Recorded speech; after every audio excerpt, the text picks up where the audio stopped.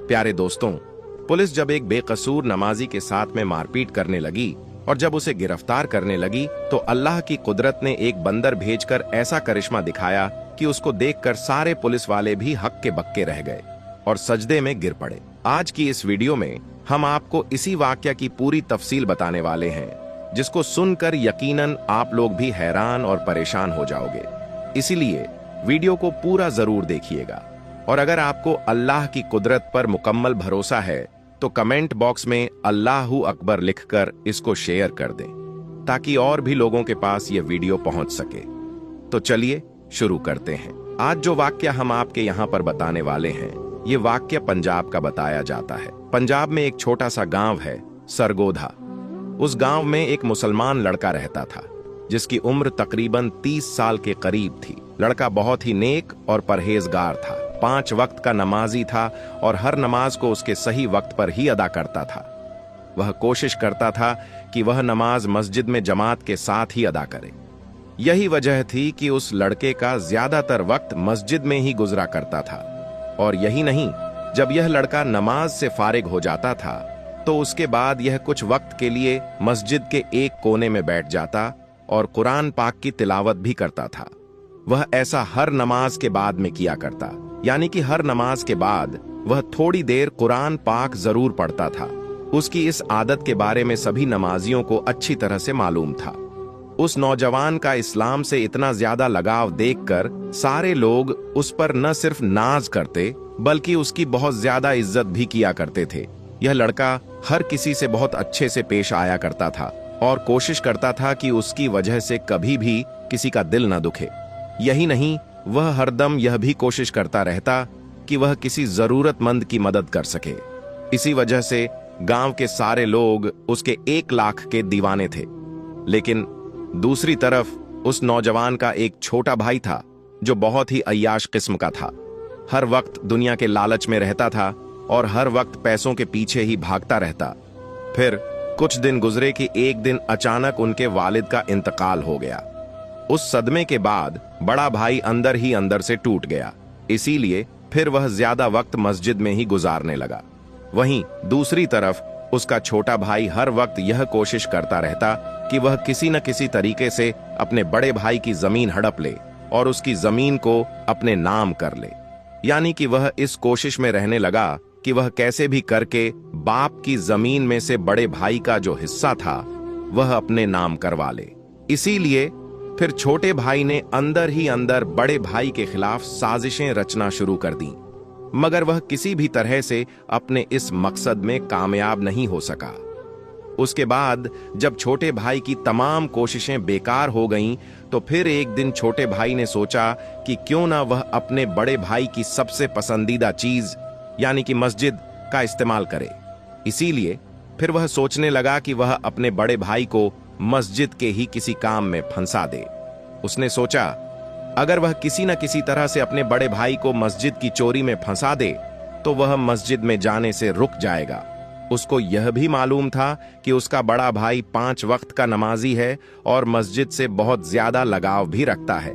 इसीलिए उसने तय किया कि अगर वह अपने बड़े भाई को मस्जिद में जाने से रोक देगा तो फिर वह उसके बदले में जमीन का मुतालबा कर सकता है और यकीनन बड़ा भाई नमाज और मस्जिद को अहमियत देते हुए उसकी वह जमीन दे देगा। फिर छोटे भाई ने एक मंसूबा तैयार किया। जमीन हासिल करने के लालच ने छोटे भाई को अंधा कर दिया था। इसलिए उस बदबख्त ने रात के अंधेरे में मस्जिद का कुछ कीमती सामान चुरा लिया, यानी उसने चोरी कर डाली। उसने मस्जिद का कुछ कीमती सामान उठाया और अपने घर ले आया और चोरी किए हुए सामान को उसने अपने घर में एक खुफिया जगह पर छुपा दिया। फिर पुलिस वालों के पास जाकर अपने भाई पर इल्जाम लगा दिया और कहने लगा कि हमारी मस्जिद में जो चोरी हो गई है, मस्जिद का सामान चुराने वाला और कोई नहीं बल्कि मेरा ही बड़ा भाई है। उधर दूसरी तरफ बेचारे बड़े भाई को इसके बारे में कुछ भी मालूम नहीं था। वह वैसे ही मस्जिद में जा रहा था और सच्चे दिल से अल्लाह की इबादत कर रहा था। वह अल्लाह के सामने गिड़गिड़ाकर दुआएं भी मांगता था। हर दुआ में वह कहता, ऐ अल्लाह, मुझे हर मुश्किल से निजात दे। अगर मैं कभी किसी बड़ी मुसीबत में फंस जाऊं तो मेरी मदद फरमाना। बड़ा भाई हर नमाज के बाद यह दुआ जरूर किया करता था। जैसा कि हमने आपको पहले ही बताया है, चोरी के बाद छोटे भाई ने उसका इल्जाम बड़े भाई पर लगा दिया था। इसीलिए अगले रोज जब बड़ा भाई नमाज के लिए मस्जिद की तरफ जा रहा था तो पुलिस वाले उसे ढूंढते ढूंढते उसके पास आ पहुंचे।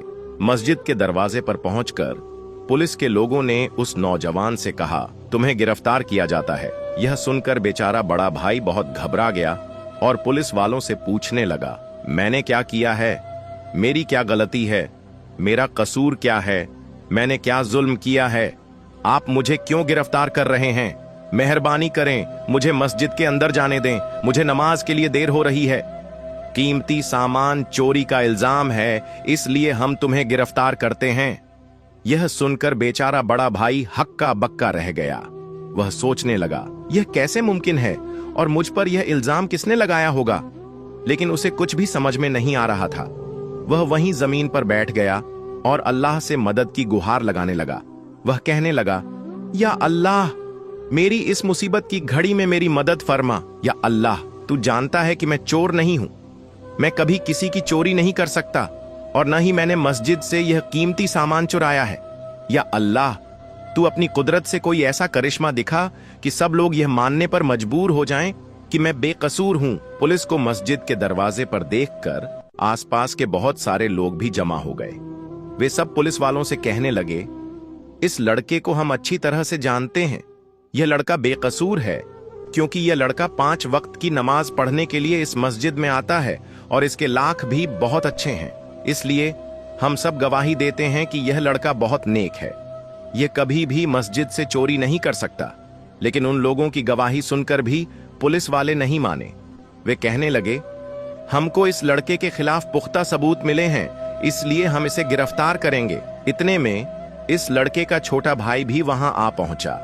फिर वह अपने बड़े भाई को एक तरफ ले जाकर कहने लगा, यह सब मेरा किया धरा है। मैंने ही तुम पर इल्जाम लगाया है। अगर तुम्हें अपनी इज्जत प्यारी है तो अपनी जमीन मेरे हवाले कर दो। तुम्हारे हिस्से में जो जमीन आई है वह मेरे नाम कर दो। मैं तुम्हारी इज्जत बचा लूंगा और तुम्हें जेल जाने से भी रोक दूंगा। और जो मस्जिद का कीमती सामान मैंने छुपा रखा है उसे मैं पुलिस के हवाले कर दूंगा। तो यह सुनकर बड़े भाई को बड़ा दुख हुआ। वह समझ गया था कि यह सब उसके छोटे भाई ने किया है। अभी छोटा भाई अपने बड़े भाई को यह सब बातें कह ही रहा था कि इतने में अल्लाह की कुदरत से कहीं से एक बंदर नमूद हुआ। उसके एक हाथ में मस्जिद का वह कीमती सामान था जिसे छोटे भाई ने मस्जिद से चुराकर अपने घर में छुपाया था। यह देखकर छोटे भाई के चेहरे का रंग उड़ गया। पुलिस वाले भी बंदर के हाथ में मस्जिद का चोरी हुआ सामान देखकर हैरान रह गए। उन्हें मालूम हो गया कि वह जिस लड़के को गिरफ्तार करने वाले थे वह तो बेकसूर है। फिर उस बंदर ने उन पुलिस वालों को साथ ले जाकर बता दिया कि उसने यह सामान छोटे भाई के घर से ही उठाया है। इस पर पुलिस वालों को यकीन हो गया कि मस्जिद का सामान छोटे भाई ने ही चुराया है। फिर पूरे गांव वालों को असलियत मालूम हो गई कि असल चोर छोटा भाई है। पुलिस वालों ने छोटे भाई को गिरफ्तार कर लिया। जब उससे पूछताछ की गई तो उसने अपनी सारी करतूत कबूल कर ली। उधर बड़ा भाई अल्लाह के सामने सजदे में गिरकर शुक्र अदा करता रहा। वह कहने लगा, या अल्लाह, तूने इन मौके पर मेरी किस तरह से मदद की, इसके लिए मैं तेरा तहे दिल से शुक्रगुजार हूं। इस तरह पूरे गांव वालों को बड़े भाई की बेगुनाही का सबूत मिल गया। यह देखकर सभी का अल्लाह पर भरोसा और भी ज्यादा मजबूत हो गया। आपको आज का यह वाक्य कैसा लगा हमें कमेंट बॉक्स में जरूर बताइएगा। और इसी तरह का एक और वाक्य अब्दुल्लाह नाम के एक शख्स के साथ पेश आया। उसका एक मेडिकल स्टोर था। अब्दुल्लाह ने अपनी जिंदगी का एक ऐसा वाक्य सुनाया जिसे सुनकर आप भी हैरान रह जाएंगे। अब्दुल्लाह बचपन से ही नेक और दीनदार इंसान था। नमाज के अलावा तहज्जुद, गुर्जर और तिलावत कुरान में वह ज्यादातर वक्त बिताया करता था। बामर्तबा अब्दुल्लाह सारी सारी रात नफल नमाज अदा करता था। वह नमाज और जकात का पाबंद था। उसकी जिंदगी सादगी और इबादत में गुजर रही थी। लेकिन उम्र बढ़ने के साथ घर वाले उस पर शादी का दबाव डालने लगे। घर वालों के इस दबाव में आकर आखिरकार अब्दुल्लाह शादी के लिए तैयार हो गया। मगर शादी के बाद से उसकी जिंदगी में बदलाव आना शुरू हो गया। रमजान के महीने में पहले जहां वह तहज्जुद और 5 वक्त की नमाज का पाबंद था, अब तहज्जुद छूट गई। धीरे धीरे नमाज में भी गफलत होने लगी। एक वक्त ऐसा आया कि अब्दुल्लाह ने 5 वक्त की नमाज भी छोड़ दी। इसी दौरान वह मुश्किलात में घिर गया। उसके मेडिकल स्टोर की आमदनी कम होने लगी और कर्ज पर कर्ज चढ़ने लगा। उसकी खुशहाल जिंदगी बुरी तरह से प्रभावित हो गई। हर वक्त टेंशन में रहने लगा। इसी दौरान एक दिन एक शख्स उसके मेडिकल स्टोर पर दवाई लेने आया। अब्दुल्लाह की परेशानियों के चलते उसने गलती से उसे गलत दवाई दे दी। उस शख्स की हालत बिगड़ गई और वह मरते मरते बचा। उसने अब्दुल्लाह पर केस कर दिया, जिसकी वजह से उसकी दुकान सील हो गई। अब अब्दुल्लाह का कारोबार पूरी तरह बंद हो गया। इसी दौरान उसके वालिद की तबीयत भी खराब हो गई। अब्दुल्लाह ने जो कुछ भी कमाया था वह सब वालिद के इलाज पर खर्च हो गया। इस मुश्किल हालात को देखकर उसकी बीवी भी उसे छोड़कर चली गई। अब अब्दुल्लाह के पास कुछ भी नहीं बचा था।